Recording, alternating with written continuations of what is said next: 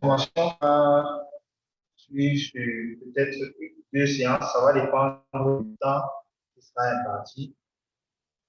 Si on ne peut pas la terminer aujourd'hui, on va programmer cette séance pour la deuxième partie. Alors, nous sommes dans le cadre du business forever living product. Lorsque un nouveau FBA vient de démarrer son activité, il y a d'abord une première série de compétences. Compétences qu'on appelle comment bien démarrer.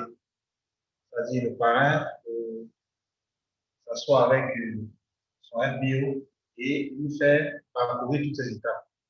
La seconde étape, c'est comment vendre. C'est une étape cruciale dans le démarrage d'un nouveau FBO parce que si cette étape n'est pas bien maîtrisée, la rétention sera très, très, très difficile. Le FBO pourrait vraiment partir s'il ne voit pas les résultats le plus tôt possible. Donc, le parent doit avoir cette compétence-là pour pouvoir conduire son nouveau FBO dans cette capacité à vendre. Alors,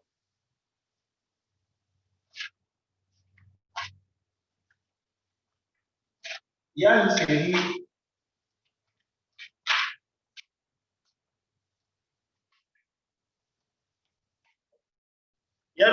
de compétences qu'il faut maîtriser pour bien vendre nos produits dans le cadre de notre business Forever Living Food. Quels sont ces ensembles de compétences? La première compétence, gérer sa liste de noms.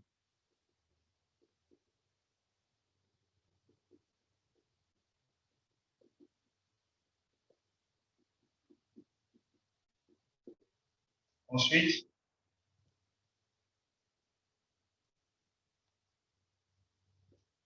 comment faire les appels?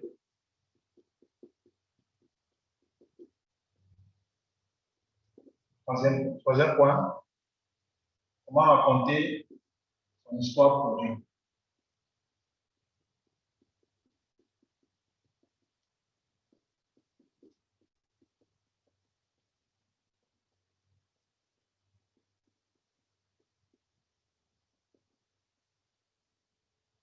Voilà. Ensuite, présentation.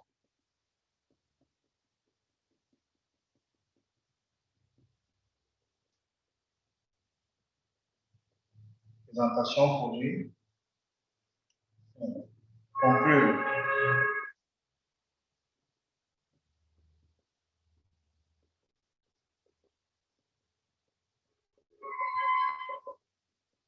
Conclure une présentation.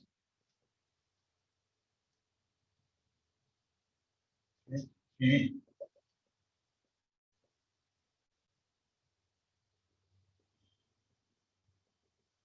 Prospect.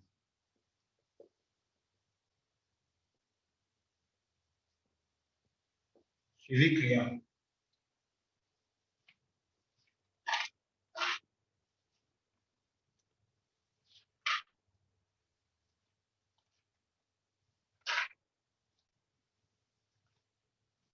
Alors, voilà l'ensemble des compétences qu'il faut bien pouvoir maîtriser pour décider vendre les produits dans notre business.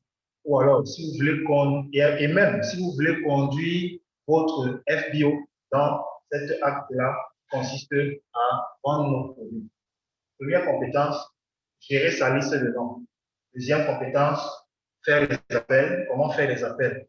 Troisième compétence, comment raconter son histoire produit. Quatrième compétence, comment faire une présentation produit.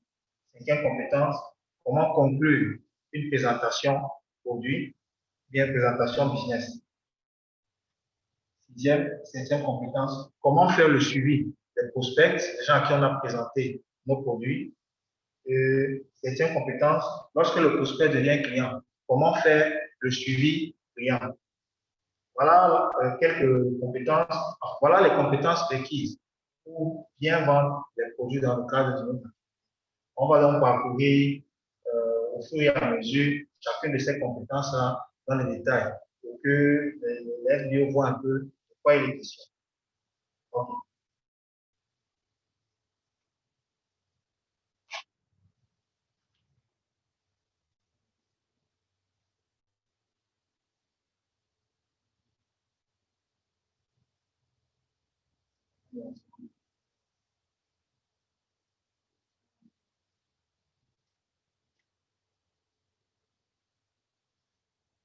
Alors, je vais commencer par la première étape. Comment gérer sa liste de noms? C'est facile.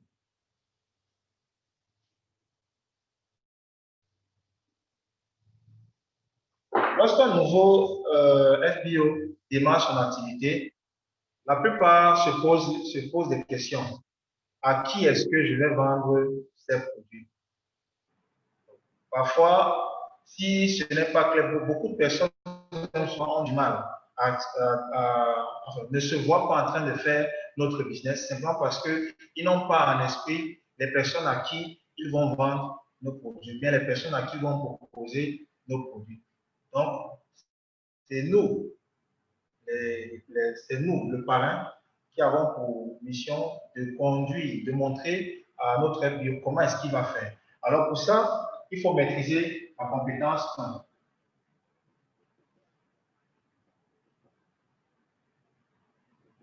Comment gérer sa liste de noms?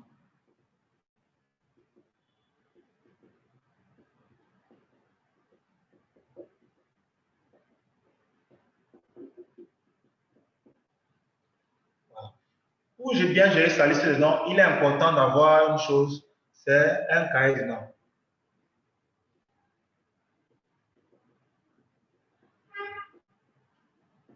Beaucoup de FBO font cette activité, mais ils n'ont pas ce qu'on appelle une liste de noms. Ils n'ont pas ce qu'on appelle un cahier de noms. C'est très difficile. Vous ne pouvez pas faire une longue carrière si vous n'avez pas un document dans lequel est mentionné l'ensemble des personnes à qui vous devez parler. Donc, il est important pour chaque MBO qui démarre son activité d'avoir sa liste de noms, d'acheter son cahier de noms. Très important. Alors, un cahier de noms, c'est généralement sous quelle forme? C'est format 4.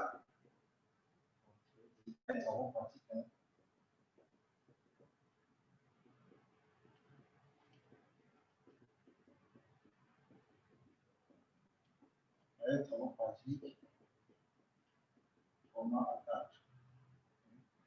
Voilà, c'est un cahier travaux pratiques, généralement format A4, avec couverture du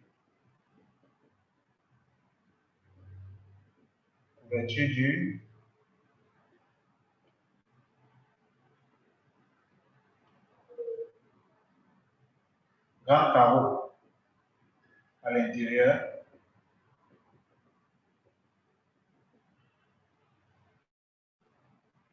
Voilà, on peut ajouter. Voilà, environ 200 pages.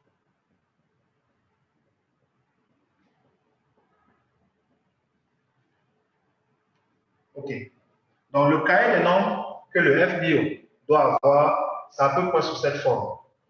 Un cahier de travaux pratiques, format A4, parce que ça doit être, c'est un grand cahier. Voilà.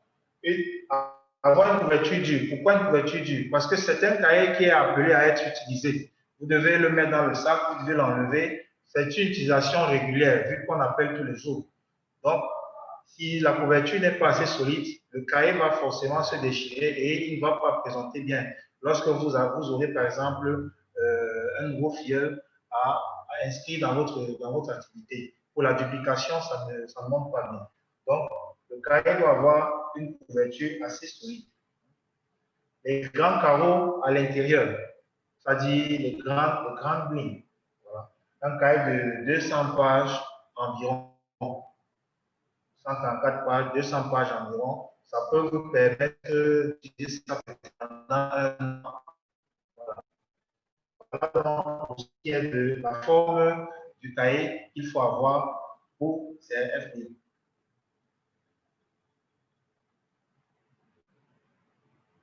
OK. Maintenant, comment est-ce qu'on va faire pour tracer ce cahier?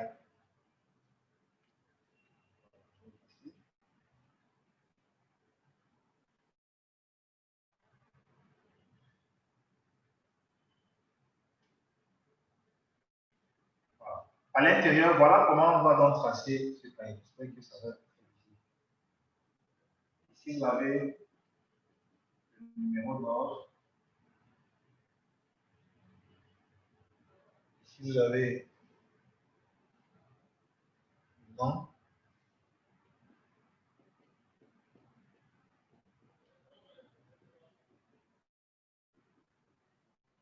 Oh, ça va pas bien, ça tellement petit. Oh, ça c'est petit ici. Hein.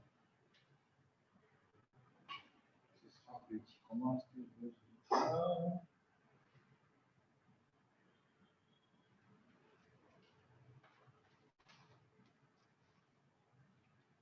Ok. Donc là, on a un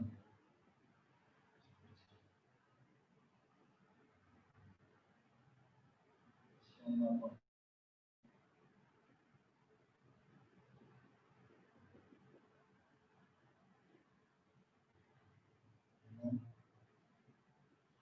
le tableau étant petit, ça va être un peu difficile. On va faire comme ça. Bon. Alors,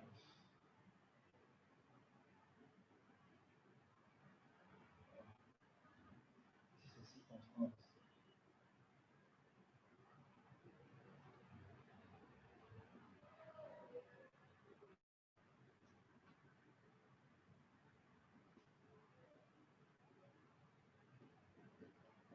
Voilà.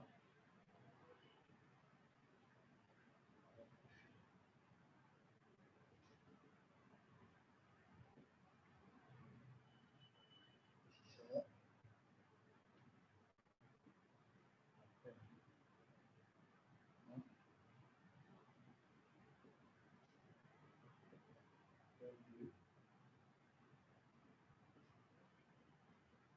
Après,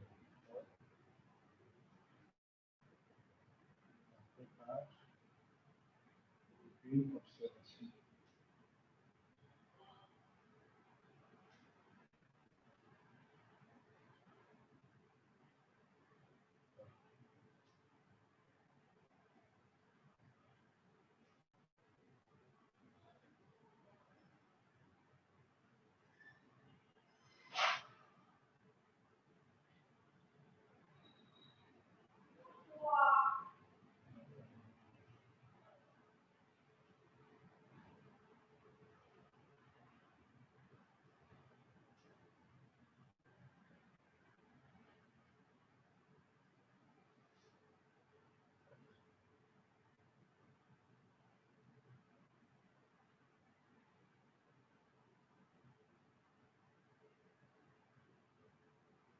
Voilà. 1, 2, 3, 4. Ainsi de suite. Voilà.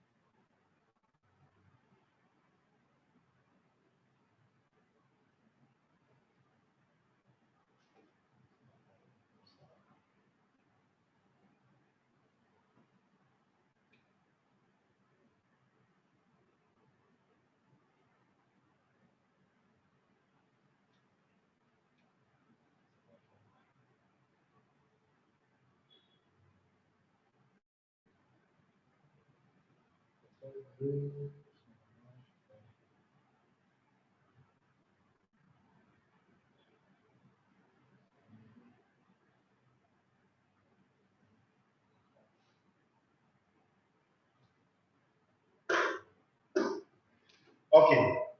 Donc, voici comment le cahier de nom est tracé.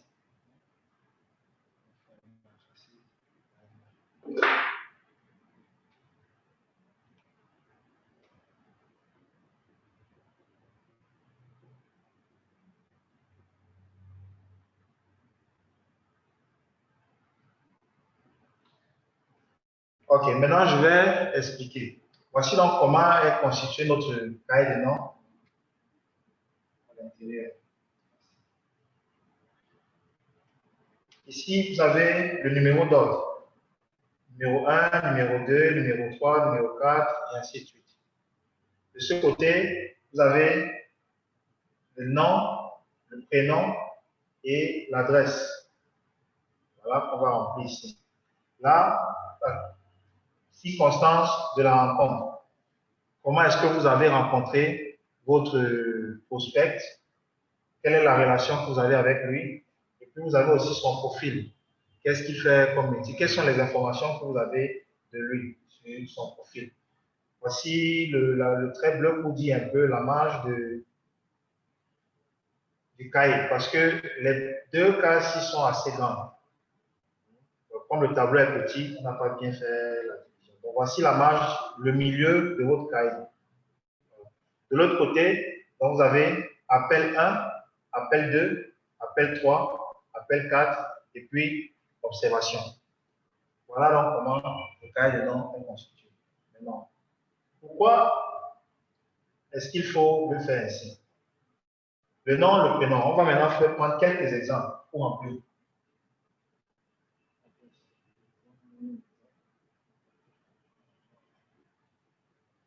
OK. Maintenant, il y a plusieurs méthodes qui permettent de remplir ce cahier. Dans la séance de démarrage, nouveau distributeur, vous inviterez bien sûr votre FBO à venir avec son cahier. Vous allez lui montrer comment donc faire ce tracé-là. Et puis, il aura comme exercice de mettre quelques noms. Vous allez mettre quelques noms ensemble et puis il va remplir le reste à la maison. On va commencer généralement avec 100 noms, plus de 100 noms. Alors, comme exemple, on va par exemple mettre ici, monsieur,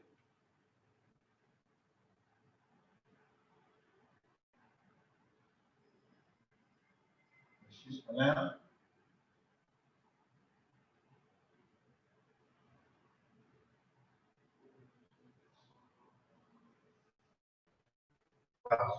Monsieur Alain Kamba. Voilà le nom de notre prospect. Nom, prénom. Adresse.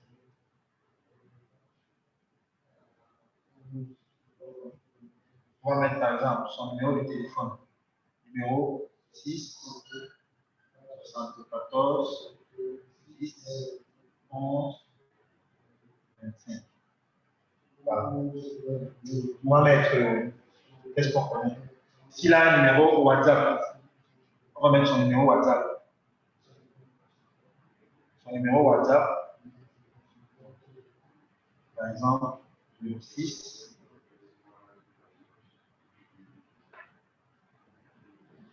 81 25 28 10.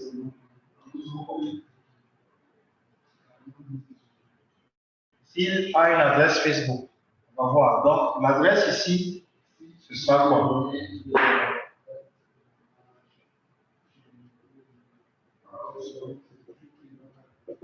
Par exemple, le numéro de téléphone,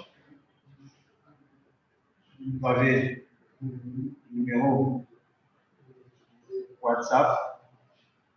Vous aurez par exemple, s'il a une adresse Facebook,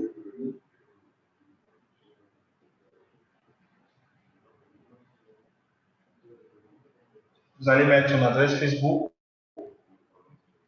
S'il a une adresse mail, voilà, vous pouvez mettre. Donc, ça va dépendre. Donc, que l'exemple soit clair.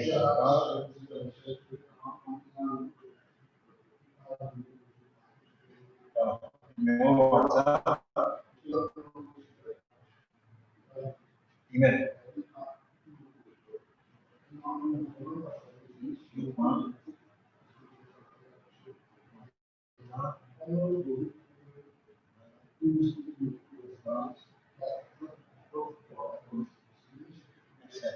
Ok, je mets son adresse mail. Si le prospect, si monsieur Alain Kanga a une adresse Facebook qu'il me l'a donnée, je mets son adresse Facebook.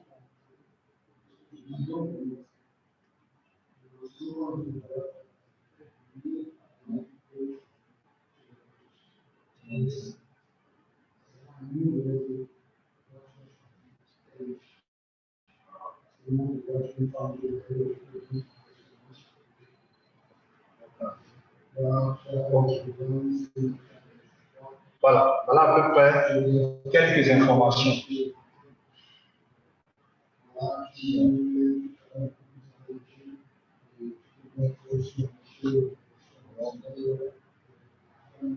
Voilà donc quelques informations sur comment est-ce que je peux faire. Maintenant, s'il consent de la rencontre, dans quel cadre est-ce que nous nous sommes rencontrés? Est-ce que c'était au marché? Est-ce que c'était, par exemple, sur la file d'attente à la banque? Je vais, par exemple, écrire. Est-ce que c'est un relationnel, peut-être un parent proche, un oncle, un grand frère? C'est ce qu'il faut écrire. Par exemple, je l'ai rencontré sur la file d'attente à Constant de rencontre.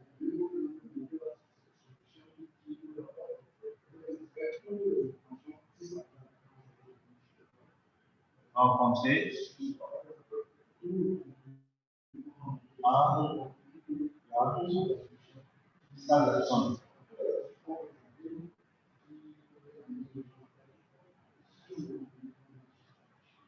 La salle d'attente de la BIAC. Voilà. J'ai fait la connaissance de M. Alain Kanga à la salle d'attente de la BIAC. Là, j'ai pris la peine de noter circonstances de la rencontre. Maintenant, lorsque nous avons échangé, quelles sont les informations qu'il m'a données sur lui? Et par exemple, le chef d'entreprise, ou bien il est ingénieur dans le domaine du BTP.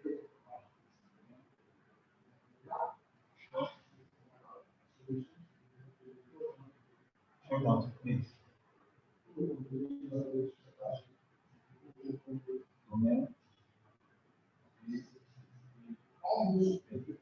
Ok, voilà à peu près son profil. Donc, circonstance de la rencontre, profil. Là, je vais noter ça comme ça. À la prochaine colonne, ça va être les appels. Alors, je dois appeler mon prospect 4 fois. Si je l'appelle plus de 4 fois, ça va sonner un peu comme du harcèlement. Je ne dois pas harceler mon prospect. Donc, j'ai prévu 4 périodes d'appel pour pouvoir tirer une conclusion avec ce prospect. C'est pour ça qu'on a mis appel 1, appel 2, appel 3, appel 4. Alors, quand je prends le téléphone, j'appelle M. Kanga. Ici, je vais noter la synthèse de notre premier, de ce premier appel. Est-ce que le téléphone a sonné? Est-ce qu'il a décroché? Je vais noter. Qu'est-ce qu'il a dit? Peut-être je ne suis pas disponible, ou bien je suis un peu occupé, veuillez me rappeler plus tard. Je vais noter. Ou alors, si nous avons pu discuter, peut-être c'était pour savoir comment il va, juste un appel de courtoisie. Bon, le résumé de cet appel-là, je vais le noter ici. S'il m'a dit je suis occupé, rappelez-moi peut-être dans 2 jours. Alors, ici, je vais noter. Maintenant, dans mon agenda, il faut toujours noter que lorsqu'on fait les appels, bon, ça va être dans l'autre côté. L'agenda doit toujours être ouvert. Dans mon agenda, je vais noter la période du prochain appel. Donc, quand je l'appelle une première fois, le condensé de notre conversation, je note ici. S'il m'a demandé, rappelez-moi plus tard. Quand j'appelle, appel 2, le condensé de notre communication, le résumé, je vais noter là, en 2 mots. je vais l'appeler une troisième fois. Si au bout de 3 fois, même 3 fois, hein, si au bout de 3 fois, 4 fois, il ne réagit pas, alors je vais tirer une conclusion ici. Par contre, je peux l'appeler au premier appel et nous convenons un rendez-vous. Par exemple, OK, voyons, nous sommes aujourd'hui jeudi. OK, rendez-vous samedi 10h à mon lieu de service. Alors, je vais noter ici, j'ai appelé M. Kamba. Appel 1, c'était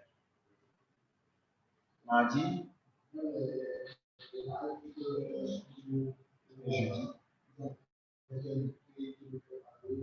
jeudi 10 décembre à 11h. Ils vont se donner rendez-vous à la VIA.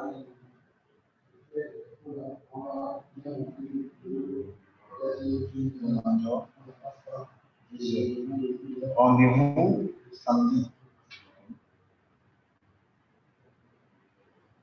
Samedi 12 décembre à la VIA.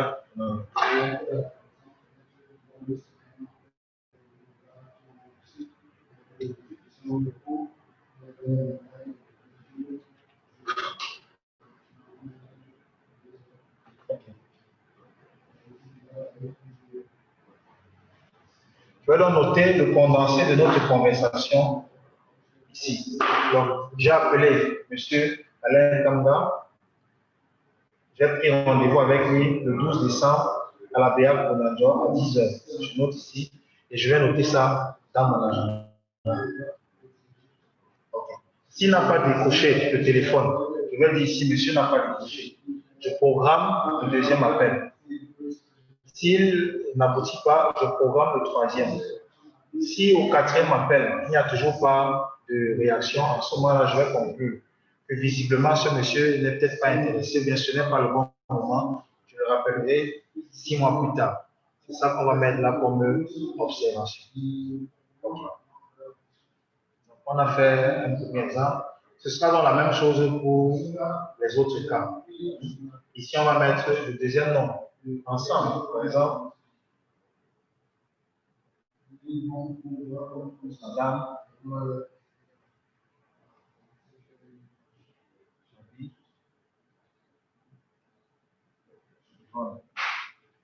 numéro de téléphone 6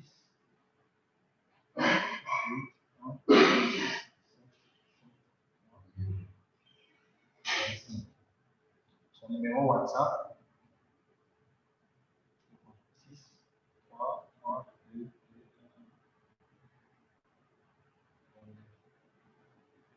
c'est là une adresse mail.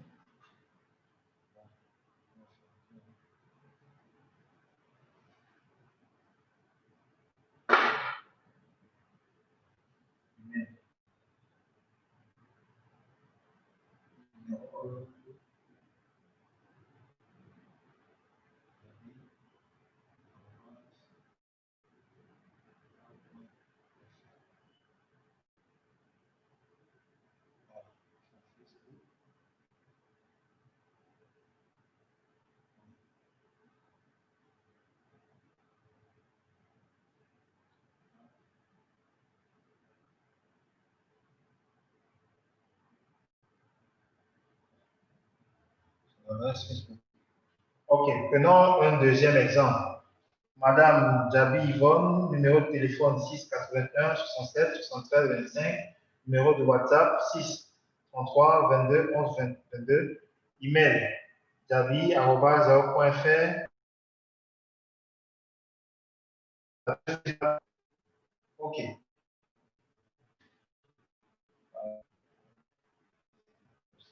Alors, je l'ai entré dans quelles circonstances? Disons, marché.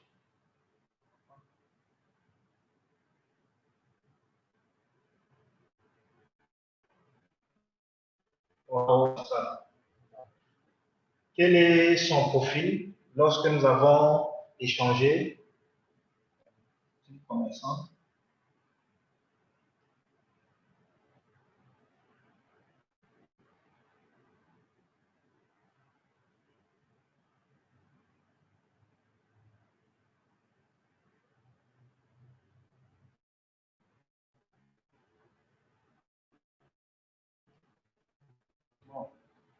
Donc, commençons. J'ai fait sa rencontre au marché central et elle est commerçante.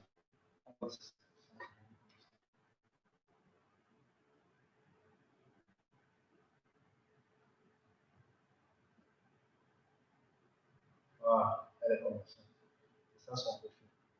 Alors, je l'appelle. Premier appel. Appel 1. Elle n'a pas décroché. Qu'est-ce que je vais faire? Je vais simplement dire ici, pas décroché.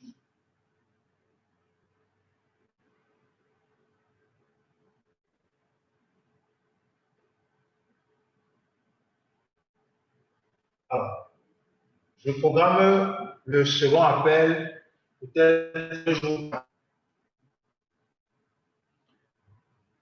Je vais encore l'appeler. Et là, supposons, elle prend le téléphone. Je lui rappelle, c'est moi, monsieur Samy, j'ai fait votre rencontre au marché central. Lors de notre échange, vous m'avez dit que vous êtes commerçante dans le domaine des vivres. Et puis, voilà, j'étais habillé comme ça. On a discuté, vous m'avez laissé votre contact. Comment allez-vous? Et maintenant, si je vais obtenir un rendez-vous. À ce moment-là, c'est ici que je vais mettre appel de rendez-vous mardi prochain. Ok, c'est noté. Et ainsi de suite, ainsi de suite, ainsi de suite. Donc, voilà à peu près comment est dressé le cahier des noms, comment est tracé chaque case, chaque colonne. Et qu'est-ce qu'on met? Lorsque le cahier des noms est dressé comme ça, bien sûr, c'est le parent qui montre au filleul comment ça se fait. Ça va permettre donc au filleul d'avoir un cahier qui est en bonne et due forme et qui est suffisamment rempli.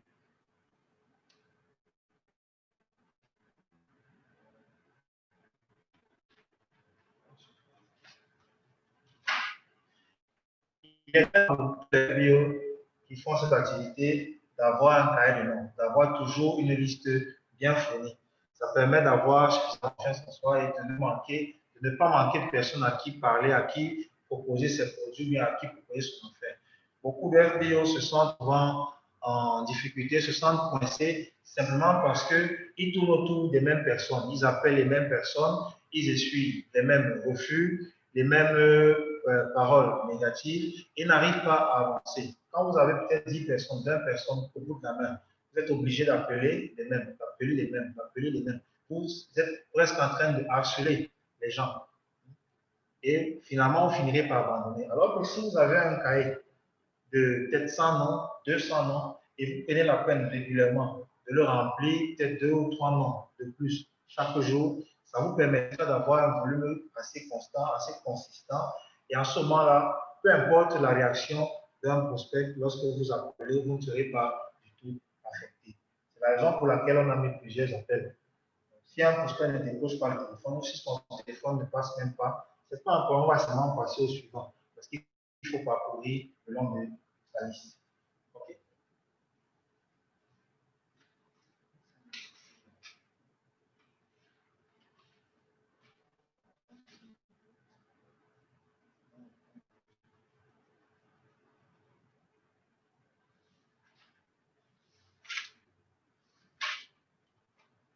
OK. Donc, après la première compétence, il s'agit, qui consistait à utiliser, à bien gérer son cahier de noms, on va passer à la compétence suivante. C'est comment inviter un prospect à une présentation.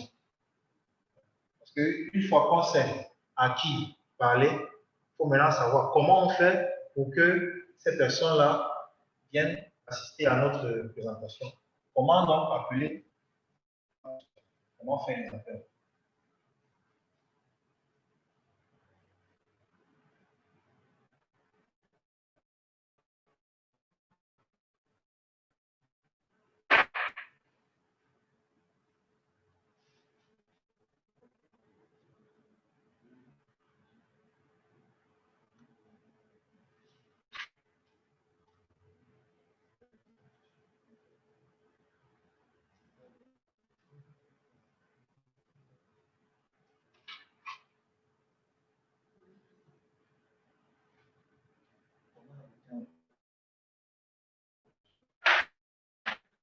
Deuxième compétence.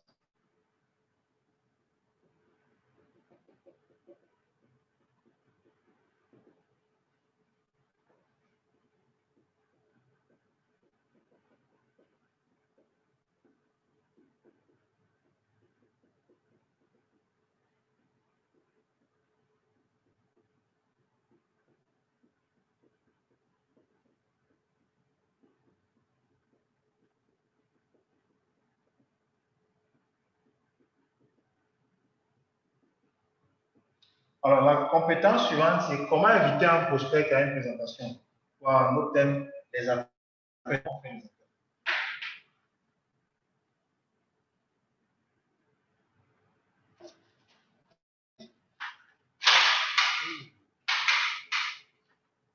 Avant de passer à l'étape des appels, il y a un prérequis qu'il faut d'abord savoir. 10 choses à savoir sur comment inviter un prospect à une présentation. La première chose qu'il faut savoir, c'est qu'il est important ici d'avoir une constance dans les appels. Ce qui compte, ce n'est pas le nombre d'appels qu'on fait par jour, mais c'est la fréquence avec laquelle on effectue cette activité, les appels. Faire des appels de prospection a toujours été la principale cause d'échec des gens engagés dans le marketing de réseau. La plus exigeante de ce genre d'expérience, pourtant, c'est l'activité numéro 1 qu'il nous faut pratiquer si nous voulons bâtir une organisation prospère et s'y donner avec sérieux. Vous devez savoir 6 choses avant de faire des appels de prospection. Un appel chaque jour. 6 choses à savoir.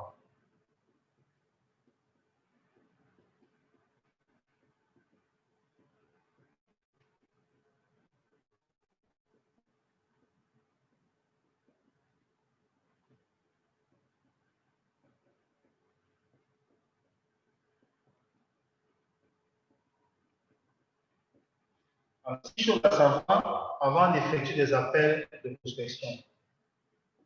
Première chose, un appel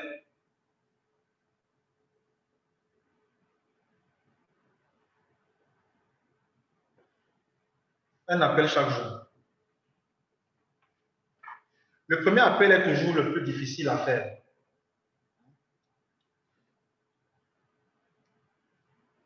Et c'est la seule façon de surmonter le défi, c'est de simplement de vous décider de faire ce premier appel. Si vous avez pour objectif de faire un appel chaque jour, ça va vous simplifier la tâche. Parfois, on refuse, on redoute cet exercice lorsqu'on pense peut-être au volume d'appels qu'il faut faire.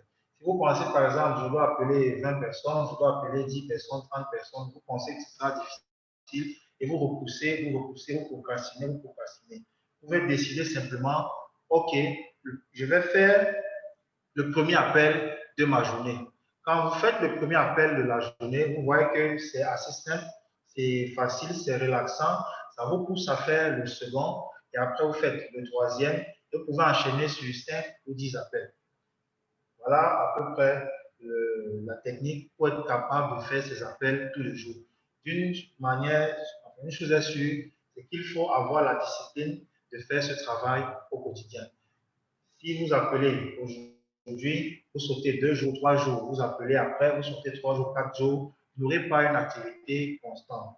Il faut donc se décider de faire un appel chaque jour. Ça vous permettra donc de multiplier cette capacité de faire les appels et vous serez capable de le faire de façon assez régulière. Quand celui-ci est fait, il est plus facile de continuer et faire le deuxième, le troisième et ainsi de suite. C'est la première des choses à savoir. La valeur.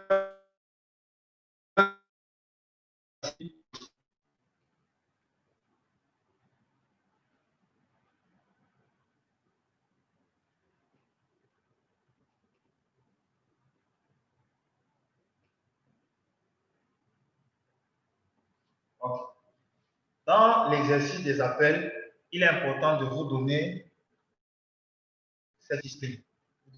La résolution ferme de faire les appels tous les jours, quelles que soient les circonstances. Si vous êtes engagé dans cette activité, vous devez le faire de façon régulière. Il faut appeler tous les jours.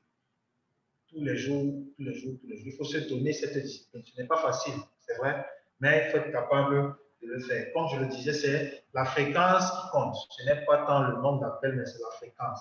Si vous décidez de faire 5 appels par jour, faites vos 5 appels tous les jours, quoi qu'il arrive. Si vous décidez de faire 10, faites vos 10 appels par jour, quoi qu'il arrive. Il est très important de maintenir cette fréquence. C'est ça qui va vous permettre de voir l'effet cumulé des appels que vous effectuez tous les jours.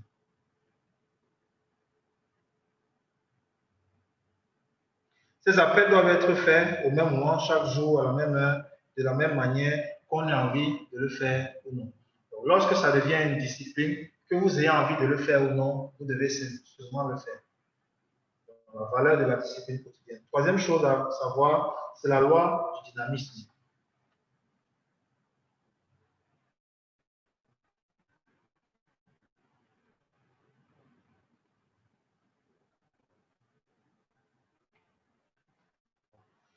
Vous consacrerez du temps et de l'énergie pour faire des appels, plus cela deviendra facile pour vous et les résultats seront meilleurs, les ratios seront améliorés. Ça veut dire quoi? Lorsque vous commencez à faire des appels, vous verrez l'effet cumulé de ces appels. Vous verrez en sorte, vous verrez que vos ratios vont commencer à s'améliorer. Peut-être vous faites 10 appels pour une vente, ou bien 20 appels pour une vente, 20 appels, une vente. Quand vous devenez, vous perfectionnez dans l'art de faire les appels, vous verrez que le ratio va commencer à s'améliorer. Ça va être 15 appels, une vente. 15 appels, une vente. Après, ça va faire 10 appels, deux ventes. 10 appels, deux ventes. Et ainsi de suite, ainsi de suite, ainsi de suite. Donc, vous dégagez un certain ratio et ça vous permet d'avoir exactement le résultat de ces appels-là. Quatrième chose, le bon moment.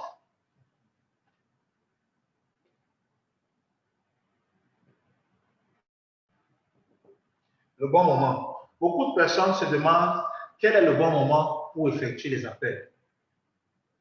Le temps idéal pour faire les appels est celui que vous avez choisi. C'est-à-dire, ce qui compte, c'est ce que vous fassiez, ces appels fidèlement chaque jour à la même heure. Le but ici est de vous forger des habitudes de travail. Donc, c'est vous qui décidez. Si vous dites, je n'appelle pas le matin parce que mes prospects vont au travail, ils sont occupés. En même temps, vous vous direz, je n'appelle pas à midi parce que c'est la pause, certainement ils sont en train de manger. Après, le soir, non, je ne peux pas appeler le soir parce que mes prospects sont en train de rentrer à 20 heures. Non, je ne peux pas appeler, il se fait tard, ils sont peut-être en train de prendre un repas en famille, je ne veux pas déranger. Vous voyez qu'il n'y aura jamais le bon moment.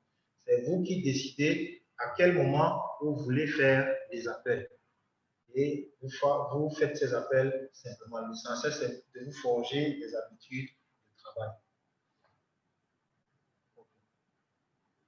Cependant, 9 heures semble être le moment idéal car c'est le moment où votre esprit est dégagé et si c'est la première chose que vous faites de la journée, ça vous permet d'avoir du punch et de l'énergie pour le reste de la journée.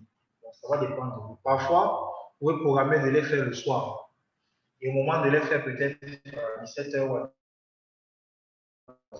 18 heures, ça va de votre temps. Mais une chose est sûre, c'est vous qui décidez. Une fois que vous avez choisi le moment pour faire les appels, vous devez simplement le faire, que ce soit le matin, que ce soit à midi, que ce soit le soir. Si vous travaillez, ça peut être à l'heure de la pause, peut-être à midi, 14 heures, quand vous êtes disponible, ça peut être le soir après le boulot. Une chose est certaine, décidez l'heure à laquelle vous voulez faire ces appels et faites-le, maintenez cette discipline au quotidien. Cinquième point, c'est l'objectif. Avant d'effectuer un appel, il faut exactement savoir ce que vous allez dire à l'interlocuteur. Quand vous appelez votre prospect, vous devez avoir une idée claire, une idée précise. Est-ce que c'est un appel pour présentation produit? Est-ce que c'est un appel? Est-ce que c'est un rendez-vous one-to-one? Est-ce que c'est un appel pour une invitation à un lancement produit, vous devez déjà avoir défini au préalable l'objectif de l'appel. C'est ça qu'il faut avoir un cahier de nom, connaître le profil de prospect et savoir au préalable ce qu'on va lui proposer. Donc, il faut avoir l'objectif avant de passer le coup de fil.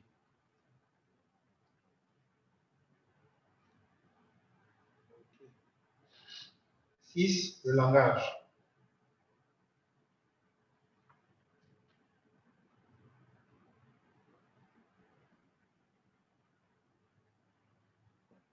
Avant de passer un appel, vous devez connaître au préalable ce que vous direz à votre prospect. Oui, vous devez être professionnel. Vous devez savoir exactement ce que vous avez à dire. Si vous ne savez pas ce que vous avez dit, vous allez tituber, vous serez long, vous serez imprécis, peut-être même mal compris. Vous devez être clair, vous devez être simple, vous devez être direct. Si vous appelez pour une invitation, vous devez respecter. En fait, ici, il s'agit de respecter un certain invitation, présentation produit, ce qui il y a un script approprié. En fait, pour chaque type d'appel que vous voulez faire, il y a un script approprié que vous devez maîtriser par cœur. Donc, avant de lancer l'appel, vous devez connaître l'objectif et quel est le script que vous allez utiliser pour appeler votre prospect.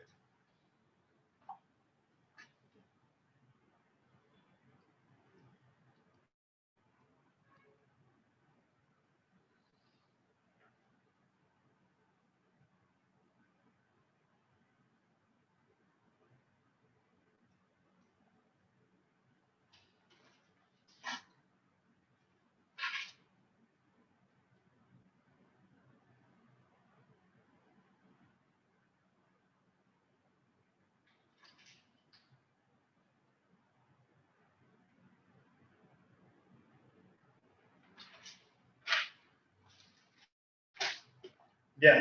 Après avoir vu les 6 choses à savoir en effectuer des appels, nous verrons maintenant les erreurs à éviter lorsque vous faites des appels. Quelles sont les erreurs à éviter?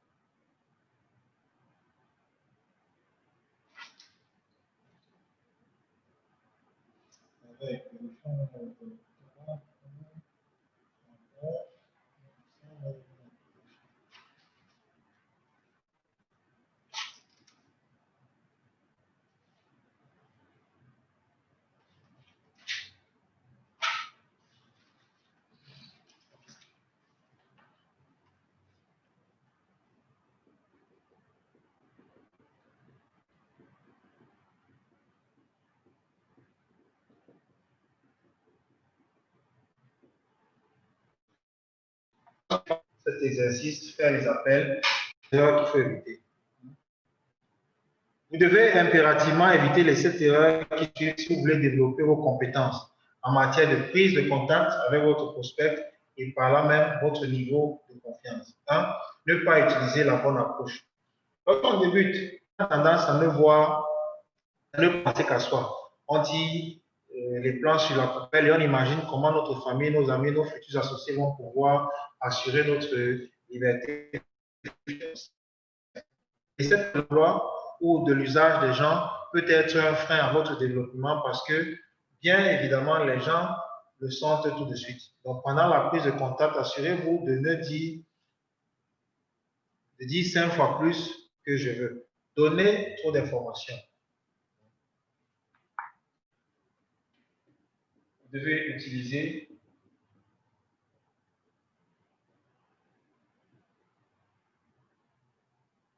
la bonne approche. C'est-à-dire, il faut savoir exactement quel script approprié utiliser pour chaque appel. Deuxième erreur à éviter, c'est donner trop d'informations.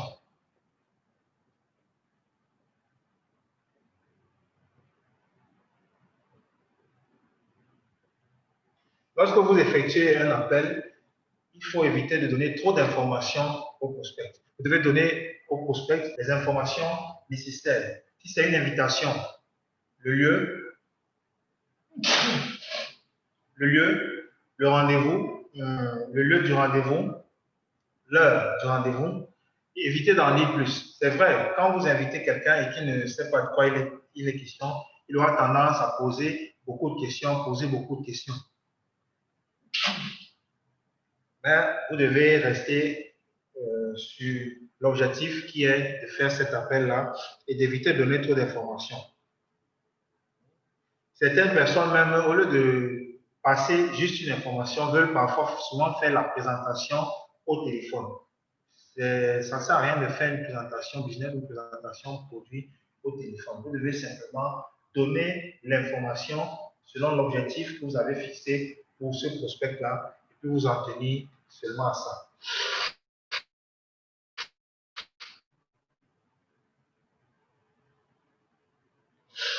Répondre à trop de questions.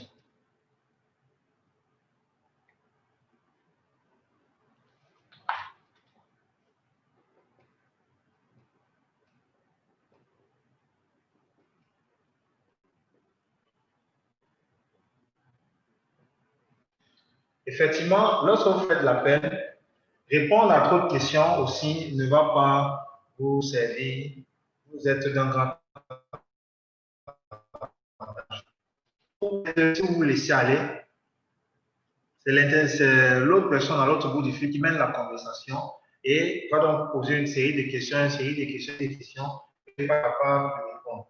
Ou alors vous serez tenté de vouloir expliquer au téléphone tout votre business, ou bien de faire cette présentation de produit-là au téléphone, ce qui n'a vraiment pas l'impact sur le prospect. Donc, il faut chercher à être le plus précis, le plus concis, le plus bref, et éviter de répondre à trop de questions au téléphone.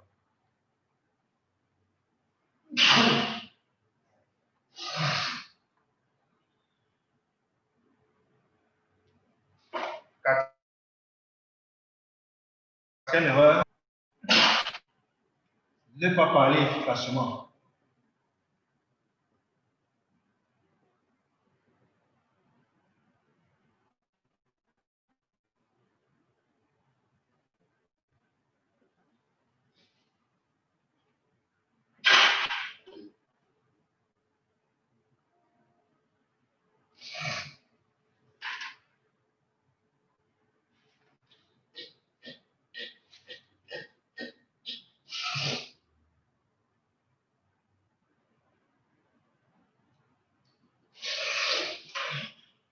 Donc, comme je le disais, si vous ne parlez pas efficacement à votre prospect, si vous n'impactez pas votre prospect à travers l'appel téléphonique que vous êtes en train de faire, vous n'aurez pas de bons résultats. Voilà pourquoi il ne faut pas improviser. Voilà pourquoi il faut avoir un script d'appel pour chaque occasion. Les scripts généralement doivent être écrits et ceci va même permettre une duplication facile dans votre groupe. Imaginez un groupe où, par exemple, vous devez inviter à une success day. Le script d'appel doit être écrit. Chaque de votre équipe utilise ce script-là et ça vous permet de faire une évaluation à la fin pour savoir combien d'invités nous avons eu. Est-ce que le script est appelé sans aucun script, en improvisant, en imaginant. Chaque appel aura pas de et finalement, il n'y aura pas assez d'impact. Vous faites une grosse liste de noms, vous allez faire un volume d'appels, mais vous n'aurez pas de résultats simplement parce que vos appels ne sont pas soutenus par un script. Vous ne parlez pas efficacement à vos prospects. Au niveau de la constitution d'un script des appels, on verra tous les éléments qui entrent dans la constitution d'un script pour vous permettre d'impacter efficacement votre prospect au téléphone.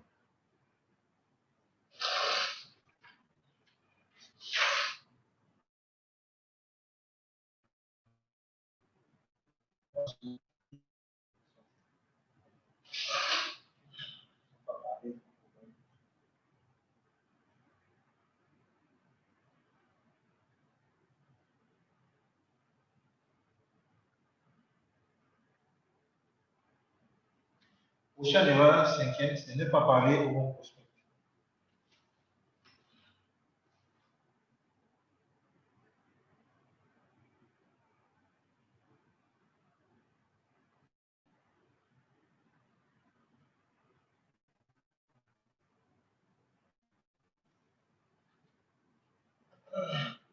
Ne pas parler au bon prospect, ça, c'est un énorme gâchis lorsque vous ne vous adressez pas aux bonnes personnes. Les bonnes personnes, c'est les personnes qui ont un besoin. Ici, il est question d'apprendre à qualifier votre prospect. Imaginez, vous tenez une conversation, peut-être de 1 minute, 2 minutes, 5 minutes. Et la bonne personne, c'est la personne qu'on a d'un appel. Il y a cette partie où on qualifie la personne qui est à l'autre bout du fil. Est-ce que c'est le bon moment? Est-ce que ce que j'ai à dire peut vous intéresser? Et la personne doit vous répondre. Oui, ça peut m'intéresser. Vous faites, vous continuez. Non, ça et aussi, vous devez savoir comment qualifier un prospect à partir de votre appel. Ça vous évitera aussi d'appeler les personnes en étant désespérés. C'est-à-dire, ça vous évitera l'air de supplier, par exemple, d'assister à une présentation. Imaginez vous appelez quelqu'un pour le supplier, s'il te plaît, il faut que tu sois là, disons, à cette présentation. C'est un événement, ceci, vraiment, il faut que tu viennes, tu es mon espoir et tout. Non. Si vous suppliez quelqu'un pour qu'il vienne assister à votre présentation produit ou bien à votre opportunité d'affaires, vous le supplierez pour qu'il s'engage, vous le supplierez pour qu'il fasse des actions, ça ne peut pas marcher comme ça. Donc, dans la structure de l'appel, on va voir exactement comment faire pour qualifier le prospect.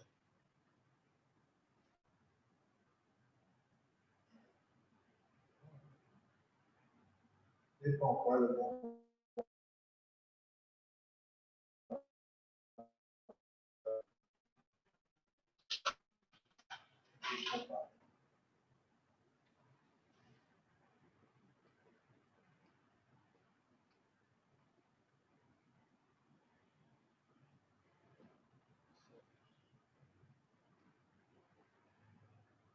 Ne pas employer le bon langage. Sixième erreur à éviter.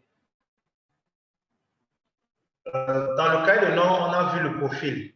Vous devez parler à chacun de vos prospects en fonction du profil de la personne. Si c'est une personne, par exemple, le chef d'entreprise, vous n'utiliserez pas le même langage que peut-être votre frère ou soeur ou bien un commerçant. Vous devez vous assurer que le langage que vous utilisez est approprié et adéquat en fonction du profil de votre prospect. Si vous utilisez un langage de quartier, vous adressez à un chef d'entreprise, ça ne marche pas. Donc, vous devez utiliser le langage que l'autre personne va comprendre. De la même manière, si vous utilisez un langage soutenu à peut-être un commerçant, ça ne va pas également donner. Donc, ou à chaque type de profil, vous devez utiliser le langage approprié pour vous faire bien comprendre.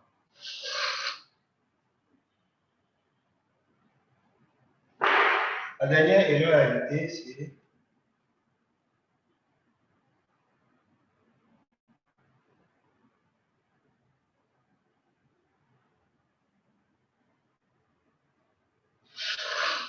c'est trop parler. C'est une erreur à éviter.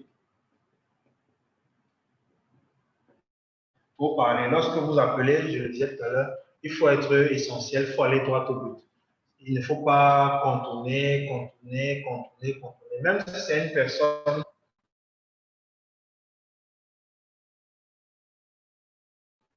pour le business, vous devez être ici. Vous appelez pour une invitation produit, vous appelez, vous invitez, vous passez l'information, vous arrêtez à ça. Vous rappellerez plus tard pour parler peut-être du mariage, bien du deuil, bien. Quand vous appelez, vous allez droit au but. Parce que les gens, la plupart du temps, n'ont pas assez de temps à consacrer au téléphone. Donc, si vous appelez toujours pour ce qui Ça va un peu ici, allez droit au but, dire ce que vous avez à dire et puis vous rapprocher. En ce qui concerne les affaires.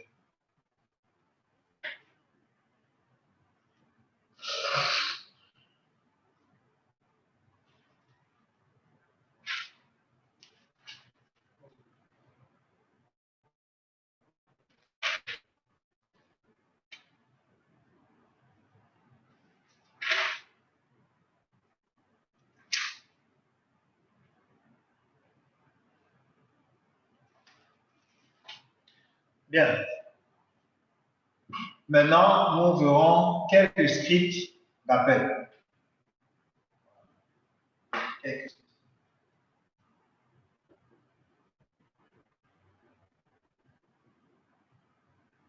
Bien. Comment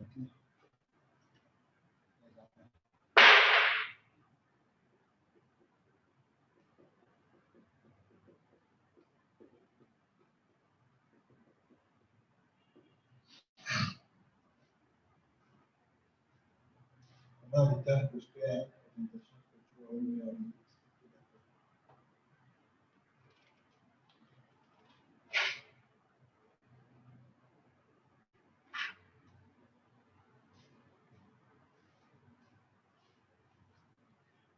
faut dire qu'un appel a une syntaxe. Les appels ont des étapes. La première étape, en fait, on va les diviser en 6 étapes. 6 étapes. Première étape, civilité. Ensuite, briser la glace. Ensuite, faire le constat. Numéro 4, difficulté de solution. Ensuite, qualifier le prospect. Ensuite, prendre un rendez-vous. Voilà à peu près les 6 étapes qui constituent un script d'appel.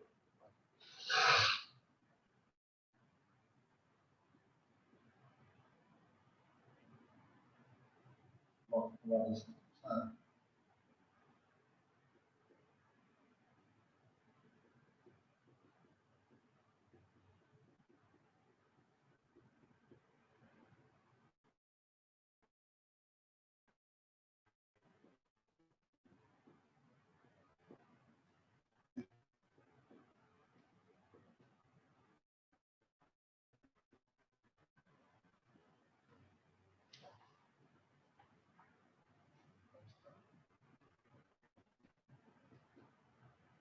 Dis 2 ou 3 choses pour lesquelles le prospect est d'accord.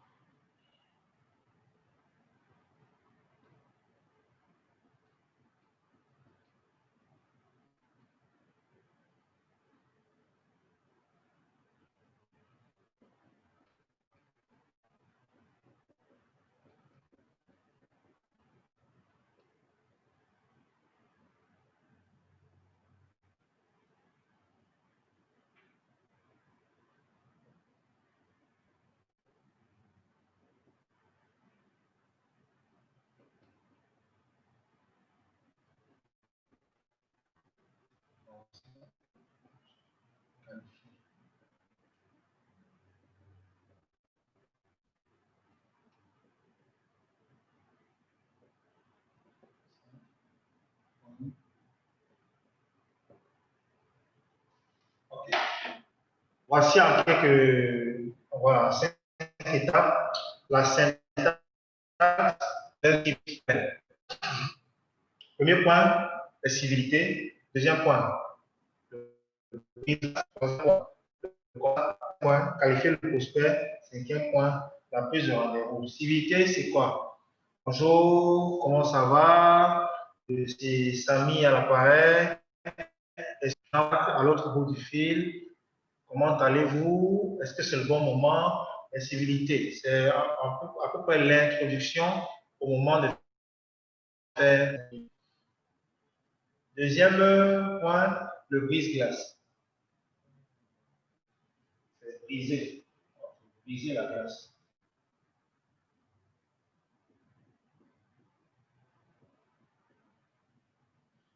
Briser la glace, c'est cette phrase qui va vous permettre d'amorcer la conversation avec le prospect, dans le sens peut-être,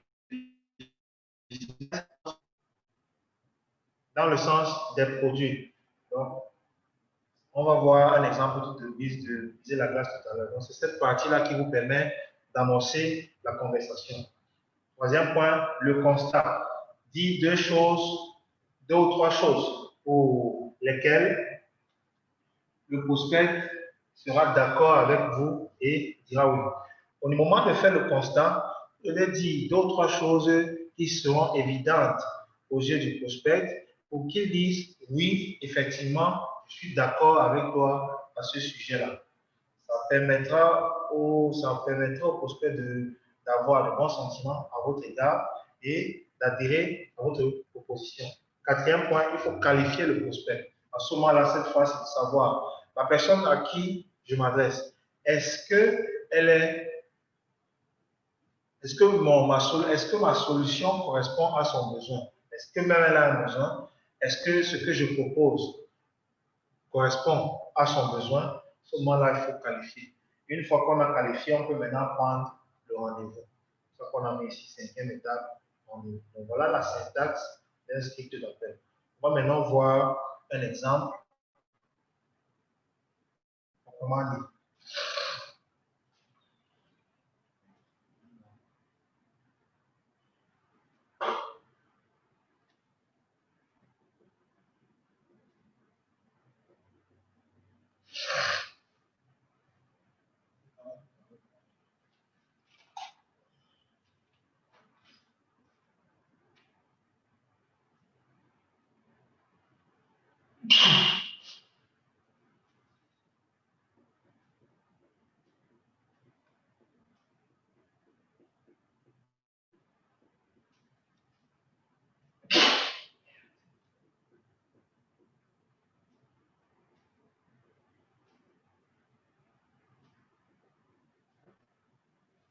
OK.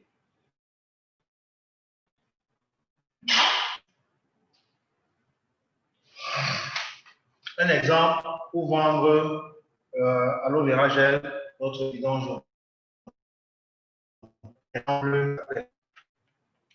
Alors, bio.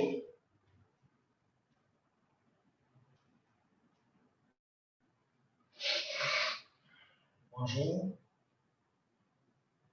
On a commencé par l'incivilité. Bonjour Jean.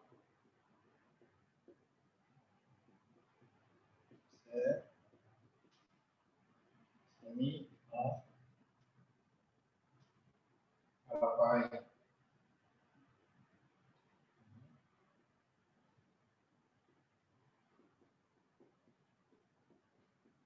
Comment tu vas?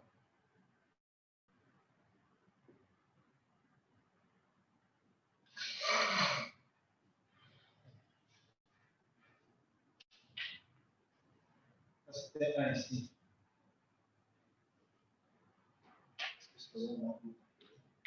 Bonjour Jean, c'est Samy à l'appareil. Comment tu vas? Ça, c'est la première étape. On parle ici de civilité. Deuxième étape, brise-glace. FDE, merci. Là, le prospect va répondre.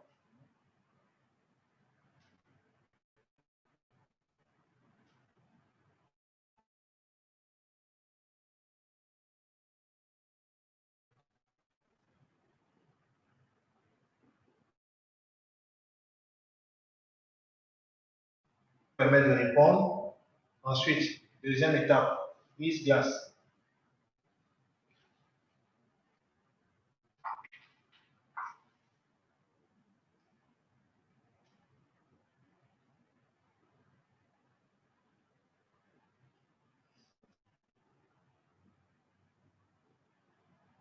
OK.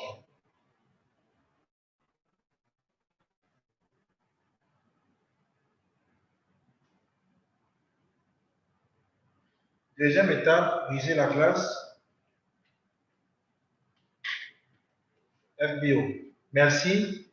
Écoute, Jean, je t'appelle parce que je voulais te présenter un produit une gamme de produits que j'ai récemment découvert, très intéressant.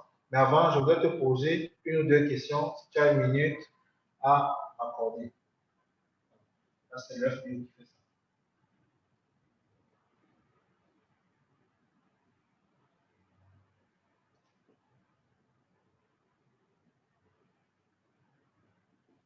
Écoute la formule.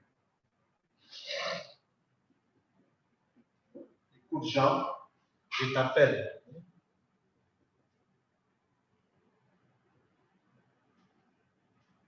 Je t'appelle parce que je voulais te présenter.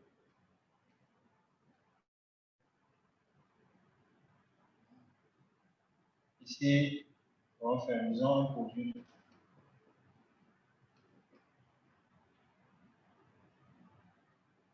que j'ai récemment découvert, très intéressant. Un produit.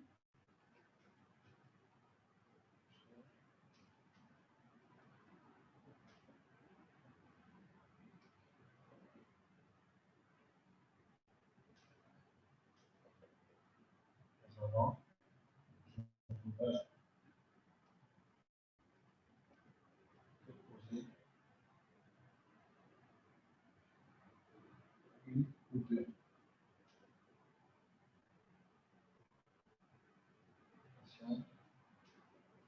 Si tu as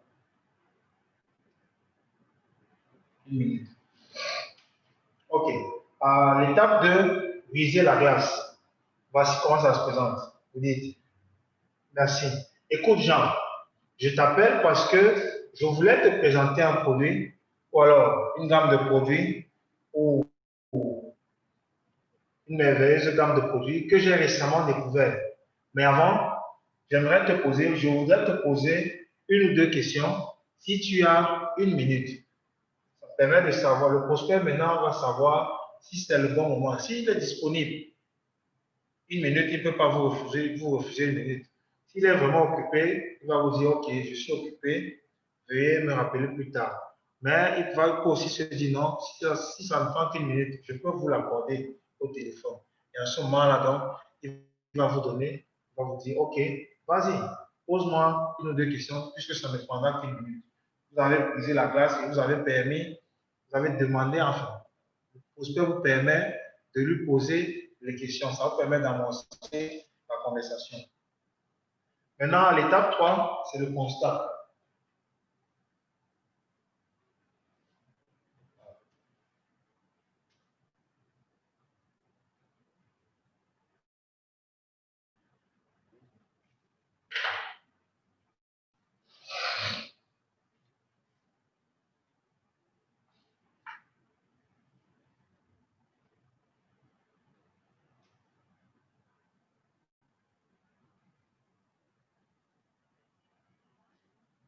Est-ce que tu as constaté comment?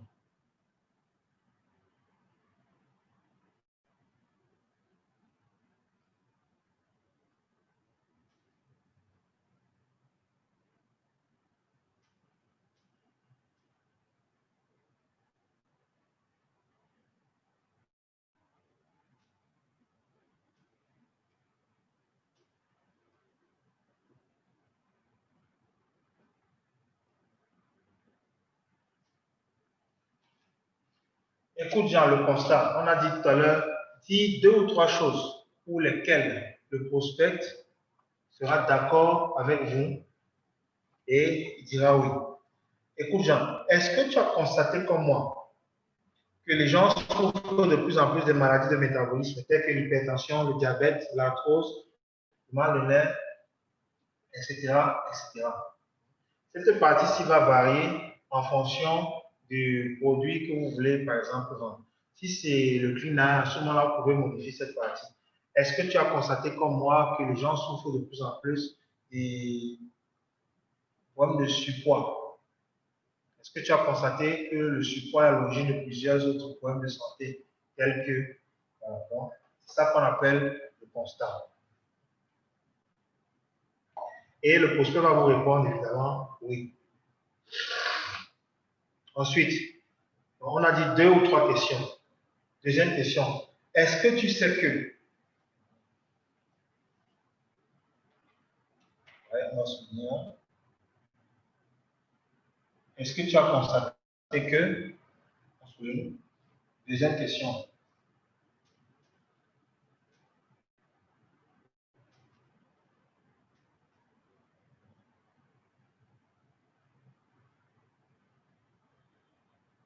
Est-ce que tu sais que ces maladies, par exemple, sont provoquées par notre mauvaise alimentation avec l'utilisation des engrais chimiques, pesticides et accélérateurs de croissance dans l'agriculture de nos jours? Ça, c'est la deuxième question. La première question, c'est est-ce que tu as constaté que? Il faut que le prospect réponde par oui. Voilà. Donc, si tu sais bien, bio, là, le prospect va dire oui. Deuxième question. Est-ce que tu as constaté, est-ce que tu sais que ces maladies sont provoquées par l'utilisation des engrais chimiques et accélérateurs de croissance dans notre agriculture? En ce moment-là, le prospect va encore dire oui, bien sûr. Maintenant, on va passer à l'étape 4, solution, difficulté de solution. À l'étape 4, il faut montrer au prospect que les gens ont déjà cherché la solution à ces deux points que vous avez mentionnés au préalable, mais n'ont pas trouvé. Beaucoup sont encore en train de la chercher. On va parler de 4 difficultés.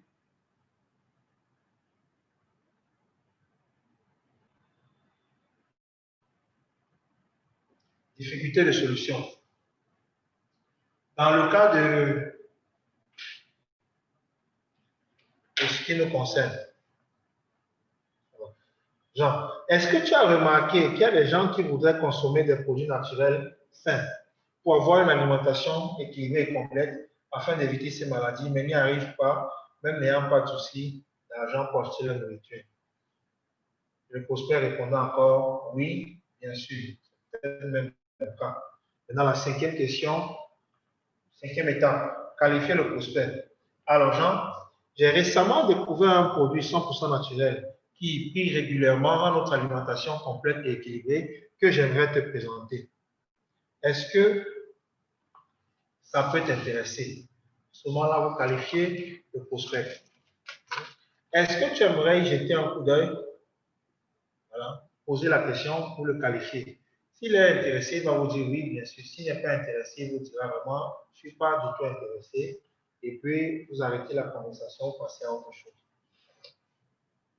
Si cette étape est faite, on passe maintenant à la sixième, c'est la prise de rendez-vous.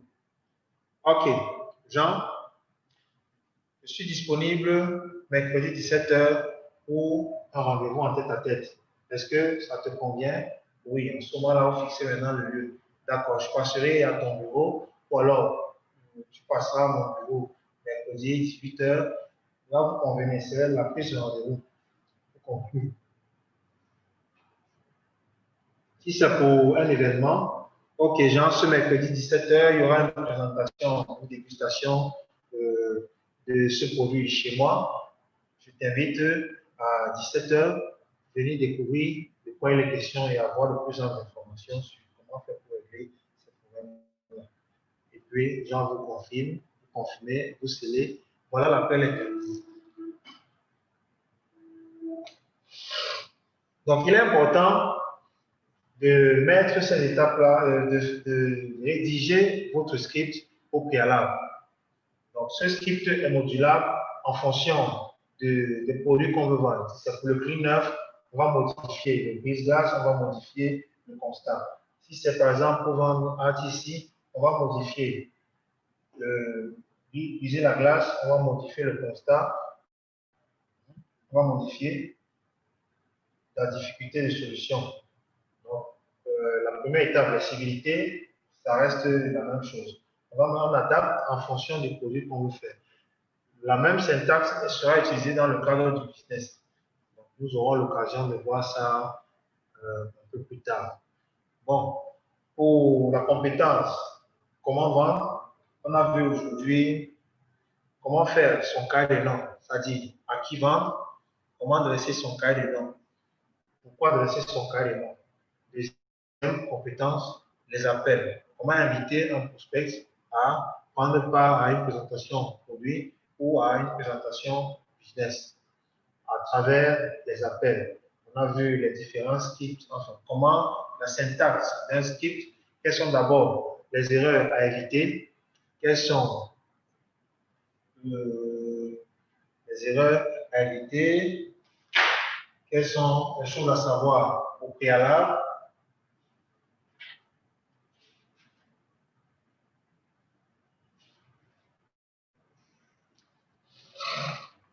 Et puis on a terminé par un exemple de script d'appel pour vendre, par exemple, l'aloe vera gel. Okay.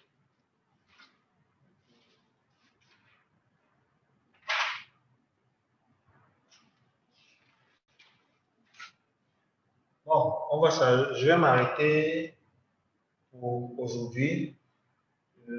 On va voir dans les prochains jours comment programmer la suite de cette formation, comment vendre, quelles sont les autres compétences à savoir, à connaître pour maîtriser cette étape-là.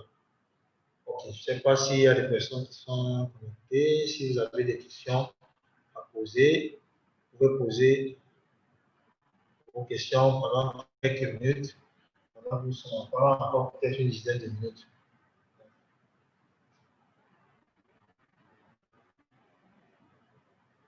Il y a des questions?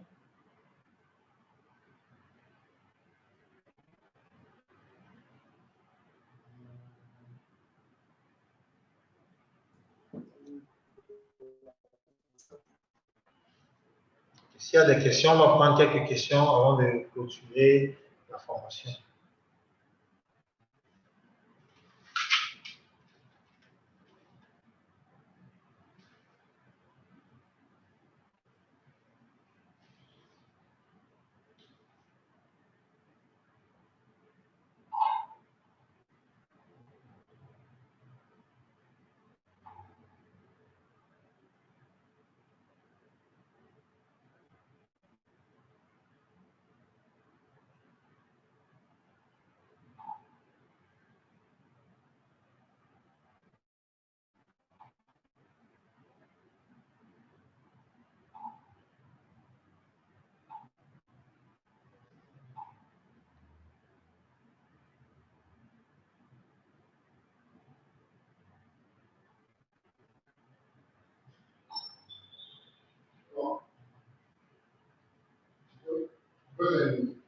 Oui, je laissais la place s'il y a quelques questions. S'il n'y a pas,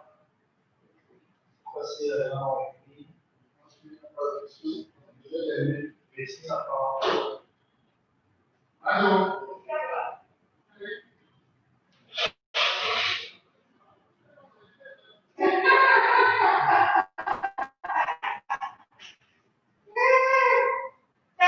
Oui, amen. Ça va bien, hein?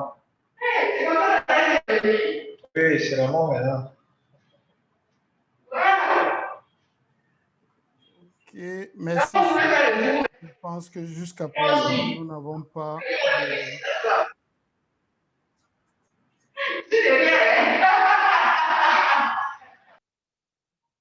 Ok, merci Samy. Je pense qu'il n'y a pas de questions. Donc, merci pour cette formation. Merci à tous les bio qui sont restés connectés jusqu'ici. La prochaine formation, c'est tout à l'heure à 19h. Ça sera une formation sur FLP 360. Donc, aujourd'hui, nous allons regarder la partie qui concerne la gestion des contacts sur FLP 360. Donc, à tout à l'heure, 19h. Ciao.